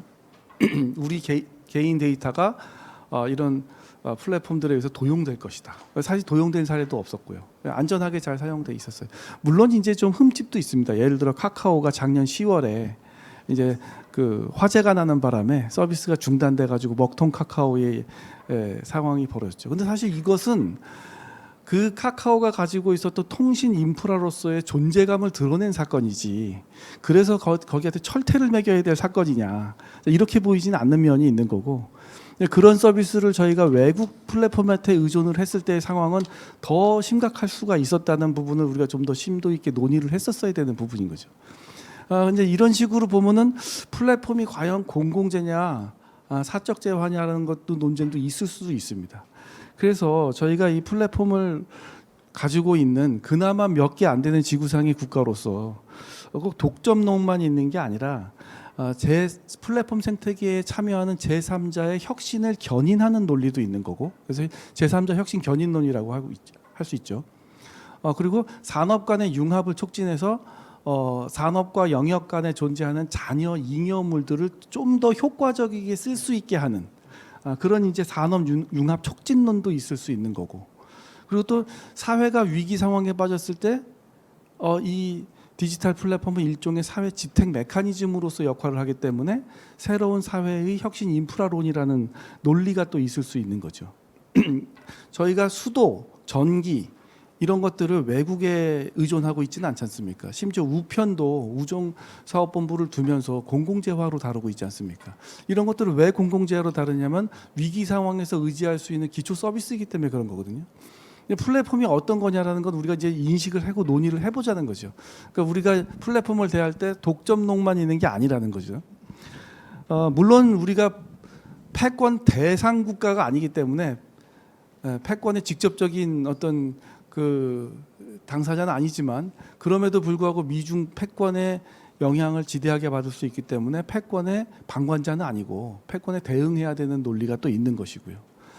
이제 그런 상황에 복잡한 면을 가지고 있다라는 걸 먼저 말씀드리고, 그럼 이런 우리의 플랫폼을 잘 육성했을 때 어떤 결과를 가질 수 있을 것 같냐. 근데 사실 우리 오늘 그 토론할 때 모두에 우리 김상배 교수님이 어떤 프레임을 말씀해 주셨는데, 이게 제품 경쟁에서 기술 경쟁으로 한 단계 올라가고, 그리고 또 기술 경쟁이 심화된 표준 경쟁으로 더 상단의 경쟁이 있는 거고, 그 위에는 매력 경쟁이라는 게 있는 것입니다. 그러니까 우리 플랫폼이 어떤 매력을 가질 수 있을까 한번 생각해 볼 필요가 있어요. 토종 플랫폼을 가지고 있는 국가고, 그리고 위기의 상황에 사회적 인프라를 플랫폼이 해결해 주기도 하며 제3자의 혁신을 촉진하기도 하고 산업 간 융합과 그 잉여 재화들을 좀 더 효율적 있게 쓸 수 있게 하는 판을 가지고 있는 그런 상황. 이것은 동남아 국가가 굉장히 갈구하는 거고, 중동도 그렇고 중남미도 그렇고 심지어 유럽 국가도 이런 판이 없어서 제4차 산업혁명에 대응이 어려운 거거든요. 국가적인 부분에서는 데이터 보안 문제도 있는 것이고, 그런 부분에서는 한국적 플랫폼이 글로벌하게 매력이 있을 수 있다. 그래서 저는 이렇게 생각하는 면이 있는 거고, 이런 부분에서는 어떻게 보면 우리의 국익이 우리만의 국익이 아니라 열린 국익이 될 수 있다는 면이 있다는 거죠. 그런 면에서는 저희의 그 전략적인 방점은 방금 말씀드린 플랫폼이 가지고 있는 복합적인 면을 수용하고 그리고 우리가 만들어내는 K 플랫폼의 매력이 다른 국가들에게도 일정 정도의 의미를 줄 수 있다라는 그쪽에다 방점을 좀 두면서 전략을 만들어야 되지 않을까 이렇게 생각합니다. 예, 감사합니다. 플랫폼이 매우 복잡한 위기체적 성격을 가지고 있어서 쉽게 정책 방향을 정하기는 쉽지 않은 것 같고요. 근데 우리 이제 자랑스러운 토종 기업들이 해외에 진출을 한 사례들이 되게 우리를 기쁘게 하는데 이제 잘 아시는 것처럼 이제 제가 뭐 어느 교수님도 그 말씀하셨는데 진짜 우리나라 플랫폼이 플랫폼이냐? OS나 앱 시장은 미국 몇 기업이 다미네이트 하고 있는 상황에서는 우리는 진짜 뭐 그들이 북치는 주인이면 사실 춤추는 곰밖에 안 되는 CP 서비스 위주 플랫폼이지 상대가 되지 않는다. 그러면 정말 세계 패권을 가지려면 뭔가 질적 차원의 다른 노력, 국가 전략적 차원의 노력을 하지 않으면 주인공은 될 수 없지 않겠느냐라는 우려를 하시는 경우가 있었습니다. 네, 순서를 그러면 이승주 교수님 부탁드리겠습니다. 네, 네. 한두 가지 드릴 말씀이 있는데요. 그러니까 첫 번째는 우리가 이 디지털 분야는 전통적으로는 기업 간 경쟁, 그러니까 기업 대 기업이 경쟁하는 것으로 생각해 왔습니다. 근데 오늘 토론에서 여러분 선생님들께서 또 저를 포함해서 말씀하셨듯이 이 기업 간 경쟁이라고 하는 것이 이제 국가 간 경쟁으로 전환하는 이런 시점에 있는 것 같다라고 하는 것이고요. 그런 가운데 때로는 국가와 기업이 서로 갈등하고 부딪히는 경우도 없지 않다라고 하는 것이고요. 이런 상황을 우리가 놓고 본다면 한국이 국가 차원에서 무엇을 해야 될 것인가라고 하는 것은 이 국가와 기업 사이의 이해관계를 어떻게 조정해낼 것인가가 굉장히 중요하다라고 하는 것이죠. 국가 전략과 기업 전략이 같을 수는 없습니다. 틀림없이 다른 부분도 있고 갈등할 수도 있는데 이런 시대에는 국가와 기업 사이의 이해관계가 다른 부분은 가능한 한 줄여나가고 이익의 접점을 키워나가는 그런 전략이 원칙론적으로 좀 필요하다라고 하는 말씀 드릴 수 있을 것 같고요. 그게 이제 국가 전략의 기본이 되어야 되겠다라고 하는 말씀 드릴 수 있을 것 같습니다. 또 하나는 한국과 같은 국가는 그럼 어떤 정책 방향을 지향해야 되겠는가라고 하는 것인데요. 아까 김상배 교수께서도 지적해 주신 것처럼 한국과 같은 중견국은 기본적으로 바쁘게 살 수밖에 없습니다. 그죠? 바쁘게 부지런하게 살아야 된다라고 하는 것이고요. 뭐 균세 얘기도 나왔습니다만은 그런 부지런하게 사는데 분명히 방향성을 갖고 부지런하게 살았을 때 그 국가 전략이 기대한 효과를 낳을 수 있다라고 하는 것이고요. 뭐냐면 그럴 때는 지금처럼 불확실성이 큰 시대에는 이렇게 먼지가 가라앉기 전에 먼저 움직이는 것이 오히려 위험할 수 있다라고 하는 것이고요. 먼지가 좀 가라앉고 서서히 윤곽이 나왔을 때 그때 빠르게 기민하게 움직이는 그런 기민성을 필요로 한다. 우리가 아마 제조업에서도 패스트 팔로워 전략이라고 하는 것이 한국에게 굉장히 적합하고 성공했던 전략으로 얘기해 왔는데요. 적어도 단기적으로는 이 시점의 디지털 분야도 패스트 팔로워 전략이라고 하는 것이 유효하지 않겠나라고 하는 생각을 한번 해볼 수 있겠고요. 또 하나는 기존의 판을 바꾸는 전략도 한번 생각해 볼 필요가 있겠다라고 하는 것이죠. 그 판을 바꾼다라고 하는 것은 어떤 말씀이냐면요. 지금 계속 뭐 김준현 박사님 포함해서 말씀하시는 것이 한국이 특수하다. 그러니까 토착 플랫폼을 가지고 있다라고 하는 것인데요. 다른 한편으로는 이렇게 한국의 특수성만 강조해서는 그것이 완전히 매력적이긴 어렵다라고 하는 것이고요. 결국은 매력적이려면 그런 한국의 특수성을 보편성 속에 잘 녹여내는 것이 필요하다라고 하는 것이고 이게 우리께 얼마나 보편적인지 얼마나 개방적인지 이런 것들을 좀 같이 얘기해 나가는 것이 중요하겠다라고 하는 것이고요. 그러려면 국내에서 이루어지는 담론에도 일정한 변화가 필요하다. 다시 말씀드리면 폐쇄적인 보호주의라든지 역차별론이라든지 이런 거에만 매몰되어서는 우리가 지구적 차원에서 글로벌한 보편성을 좀 확보해 나가기 어렵겠다라고 하는 것이고요. 단적으로 말씀드리면 예를 들어서 보호주의적 관점에서 보자면 우리 시장은 막아놓고 다른 국가의 시장을 연다 이런 거 정책의 일관성이라고 하는 것이 대단히 떨어지는 것이죠. 우리가 해외 시장을 열려면 우리 시장도 열어야 되는 것이고요.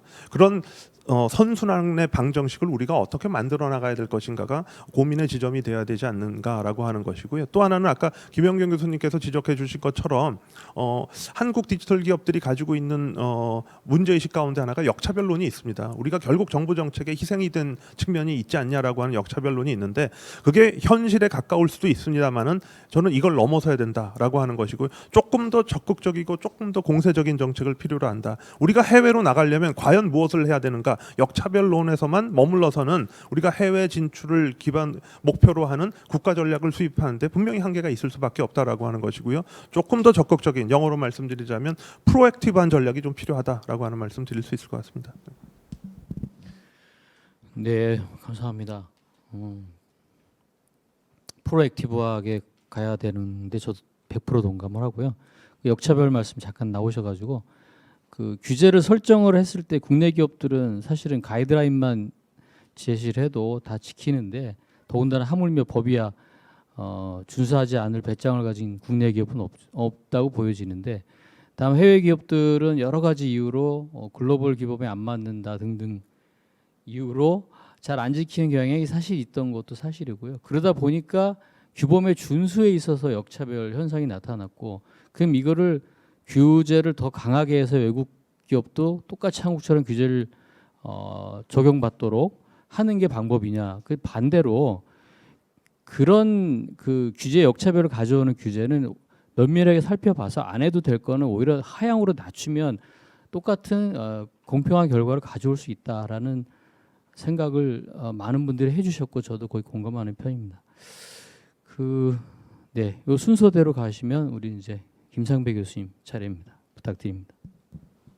예, 앞으로 전망에 대한 이제 말씀을 일단 뭐 크게 세 가지 정도 말씀드리고 싶은데 일단은 지금처럼 싸우는 얘기가 메인 스토리가 되는 국면은 좀 갈 것 같아요. 10년, 20년. 아마도 뭐 그 미국의 대선이 또 좀 변수가 되긴 할 것 같은데 다시 뭐 공화당 정부가 들어서게 되면 좀 더 싸우는 얘기가 더 오래 갈 수도 있을 것 같은데 그럼에도 불구하고 전반적으로는 싸우는 얘기가 갈 것 같다. 그래서 저희가 어떻게 보면 20세기 후반에서 넘어오던 시절에 글로벌라이제이션 시절에 소위 글로벌 협력을 하는 네트워크에 대한 얘기들을 주로 하는 스토리였다면 최근에 그 스토리가 이제 좀 더 싸우는 플랫폼이라는 말을 쓰는 것 자체가 약간 네트워크가 내부적으로 응집되고 내향적으로 돼가지고 이렇게 편먹기를 하게 된다는 거잖아요. 그 편을 예전에 1대1로 싸우는 거였다면 편대편으로 싸우는 이런 구도로 지금 바뀌고 있다라고 하는 얘기인데 이제 문제는 이게 플랫폼의 거리가 일정한 정도가 될 때면 우리 같은 나라가 이제 양다리 작전이라도 할 수 있을 텐데 그 플랫폼이 자꾸 멀어지는 것 같은 상황이 되고 있어서 뭐 전략적 선택에 대한 얘기, 중견국의 고뇌 뭐 이런 것들을 좀 이야기하게 되는 부분인 것 같으면서 하여튼 뭐 원치는 않지만 일정한 기간 동안은 뭐 이런 식으로 좀 더 갈 가능성이 있지 않나라는 생각이 드는데 제가 말씀드리고 싶은 건 이제 그런 과정에서 첫 번째는 미중이 계속 이렇게 플랫폼 경쟁을 하는 상황이 될 때 한반도에서 남북한은 어떻게 해야 될 거냐. 거기에 그냥 편성해서 계속 플랫폼만 쳐다보고 있으면은 남북한의 플랫폼이 둘로 쪼개질 가능성도 또 있다. 어떤 면에서는 사이버 공간에서의 분단 뭐 이런 건 얘기를 할 수도 있는. 왜냐하면 최근에 뭐 이런저런 제재 때문에 어렵긴 하지만 중국 플랫폼이 북한에 대해서 좀 더 이렇게 근접해가고 있는 부분. 근데 거기에 대해서 지금 미국 글로벌 플랫폼이다 우리 사업자들은 못 가는 거 아니에요. 그러니까 할 수 없는 어떤 이런 제약 고인 속에 이 플랫폼이라고 하는 것들이 지속되는 동안 남북한이 정말 계속 이런 식으로 가다 보면 만약이라도 어느 국면 지나게 되면 남북한이 협력할 수도 있잖아요. 오프라인에서 협력하고 교류하면서 뭐 통일까지 얘기할 수도 있는 국면이 됐을 때 딱 사이버 공간을 들여다보면은 사이버 스페이스는 오히려 분단이 돼 있을 수도 있는. 근데 이거는 표준의 게임이잖아요. 우리하고 북한이 완전히 다른 플랫폼을 사용하게 되는 게 10년 가보세요. 어떻게 되겠냐. 다시 돌이킬 수 없는 이런 상황이 되는 부분들에 대한 고민이 필요하다라는 게 첫 번째고요. 그런 맥락에서 봤을 때 두 번째로 제가 말씀드리고 싶은 건 너무 싸우는 얘기만 즐기지 마라. 보통 우리가 싸우는 얘기가 더 재밌잖아요. 누구하고 누가 싸워서 누가 이겼대 뭐 이런 얘기. 이렇게 한 20-30년 싸우다 보면 이렇게 더 싸우면 안 되겠다. 좀 협력할 걸 좀 찾아야 되겠다. 뭐 이런 생각도 하게 되지 않을까요? 아까 말씀드린 글로벌리제이션 시대에 네트워크로 인해서 만들어진 구조의 변화라는 거는 어떤 면에 인류가 만들어낸 하나의 성과일 수도 있거든요. 그게 완전히 없어진 게 아니라 지금도 몇몇이 남아 있는데 이런 지정학적 경쟁을 하다 보면 어느 순간이 되다 보면 다시 협력하는 거에 대한 얘기들이 좀 이렇게 피어날 수도 있는. 그리고 약간 이게 국제 정치라는 게 그런 사이클을 좀 이렇게 보이는. 그래서 뭐 롱 사이클 내지는 뭐 롱 웨이브 뭐 이런 얘기들을 하는데요. 그런 부분이어서 우리가 지금은 플랫폼 경쟁 시대에 어떻게 살아남을 것이냐, 중견국의 역할이 뭐냐에 대한 얘기를 하지만 다시 협력의 비전이 드러나는 시대도 이렇게 우리 염두에 두고서 이걸 제가 우리가 염두에 둬야 되는 게 우리가 그런 판을 열어가지 않는 부분들이 많기 때문에 오히려 그렇게 만들어진 판에 다시 우리가 편성하게 되는 부분이 많기 때문에 조금 더 그 고민을 좀 해야 되지 않나라는 생각이 들고요. 마지막 세 번째로 말씀드리고 싶은 거는 오늘 주제가 글로벌 디지털 패권 경쟁이었잖아요. 근데 언제까지 우리가 디지털 기술을 중심으로 펼쳐지는 분야에서 경쟁할까요? 다음 분야의 리딩 섹터와 첨단 부분은 뭘까요? 예. 포스트 디지털 기술의 세상이라는 건 언제쯤 올까요? 4차 산업혁명 이후에 5차 산업혁명 뭐 이런 거 오게 된다면 내용이 뭘까요? 사실 이게 지난주에 저희 우리 이 교수님도 참여하셨는데 제가 맡고 있는 국제문제연구소에 했었던 세미나의 주제였는데요. 포스트 디지털 기술 시대의 국제정치학에 대한 부분들. 그리고 양자 테크놀로지 요새 얘기하잖아요. 퀀텀 테크놀로지고 뭐 피직스가 점차적으로 더 이제 고도화되면서 만들어지는 새로운 지평에 대한 얘기. 한국은 얼마나 준비가 되어 있나요? 또는 요새 에너지나 환경 뭐 이런 분야의 패러다임 같은 거 이게 피직스 기반이 아니라 이건 케미스트리 기반의 기술들이잖아요. 융복합이 되어지고 있지만 그런 것들이 좀 더 적극적인 역할을 가지면서 우리에게 다가오고 기후 기술과 관련된 분야가 또 하나의 국제정치적인 어떤 스탠다드로 또 하나의 플랫폼으로 우리한테 오고 있고 또 더 나아가서는 우리가 코로나19를 통해서 겪어봤지만 바이오, 제약, 보건 뭐 이런 분야의 바이올로지를 기반으로 한 기술 패러다임이라고 하는 것도 굉장히 중요해지고 있는 부분인데 지금 코앞에 와 있는 게 디지털 패권 경쟁인 건 맞다. 그렇지만 포스트 디지털의 지평이 그 호라이즌이 어떻게 펼쳐진 거에 대한 생각도 좀 하면서 전망을 좀 할 필요가 있겠다. 근데 이제 문제는 이제 저희가 농담 비슷하게 얘기하는 게 이런 얘기가 우리 살아생전에 발생할까 이제 그런 생각들을 해보긴 하지만 하여튼 화두로 우리 후배들한테는 던져야 되는 질문이지 않나라는 생각을 합니다.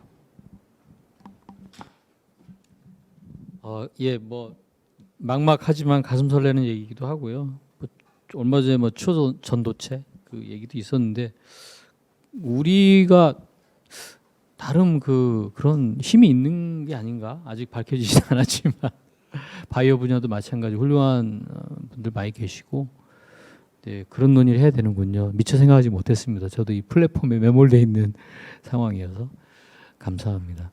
마지막으로 김현경 교수님 부탁드리겠습니다. 네, 저도 이렇게 거시적 안목의 학문을 하시는 선생님들 같이 하다 보니까 정말 오늘 많은 공부가 된 것 같습니다. 정말 어떤 미래를 바라봐야 된다라는 저처럼 맨날 이렇게 법학자, 규범, 조문 하나 가지고 막 이렇게 맨날 왈가불가하는 사람이 듣기에는 정말 중요한 사안인 것 같습니다. 그럼에도 불구하고 저는 요즘의 저를 봤을 때 우려스럽습니다. 왜냐하면 우리가 뭐 디지털 패권이라고 했을 때 제일 중요한 거는 혁신 서비스라고 생각해요. 혁신 서비스로 디지털 시민들은 혁신 서비스로 쏠려갈 수밖에 없습니다. 자기가 좋아하는 서비스로 갈 수밖에 없죠. 근데 제가 요즘 의지하고 있는 요즘은 네이버나 카카오보다도 인스타나 유튜브가 저를 더 잘 알고 있는 것 같습니다. 그들이 보여주는 광고나 그들이 저한테 추천하는 컨텐츠를 봤을 때 이들이 저를 더 많이 알고 있고 제가 락인되어 있는 시간 자체도 이들 인스타의 릴스라든지 뭐 이런 부분에 훨씬 더 오래 있습니다. 특히 인스타를 통해서는 제가 굉장히 많은 제품을 구매하고 있습니다. 예, 거의 이제 상거래 지형도가 우리가 뭐 네이버에 라방 얘기할 게 아니라 저는 인스타 통해서 훨씬 더 화장품이라든지 뭐 이런 거 더 많이 구매하고 있거든요. 이제 지형도가 사실은 저 같은 내일 모레 50을 바라보는 저 같은 사람도 계속 지형도는 이러한 혁신적 서비스에 계속 내가 즐겁고 더 편한 서비스에 쏠려가고 있는 거고 그러한 서비스들이 많이 나와야 우리가 디지털 패권이라든지 뭐 이런 것들을 이야기라도 할 수 있는 상황이 되지 않을까라는 생각입니다. 그러한 상황에서 봤을 때 사실 규제는 좀 답답한 부분이 있습니다. 그러니까 카카오법 통과됐을 때 저한테 많은 뭐 기자들이 뭐 인터뷰 요청했을 때 카카오에 어떤 영향을 미칠까요? 저는 얘기했습니다. 카카오는 선방한 거다. 그게 무슨 얘기냐? 카카오는 이렇게 정부가 보증해 주는 서비스인데 정부가 카카오의 안정적 조치에 대해서 정부가 계속 모니터링하고 관리해 주는데 사람들은 당연히 카카오에 대해서 더 신뢰하지 않겠냐. 이거는 카카오에 대한 락인 효과를 정부가 가져가 주는 거다라는 이야기를 한 적이 있습니다.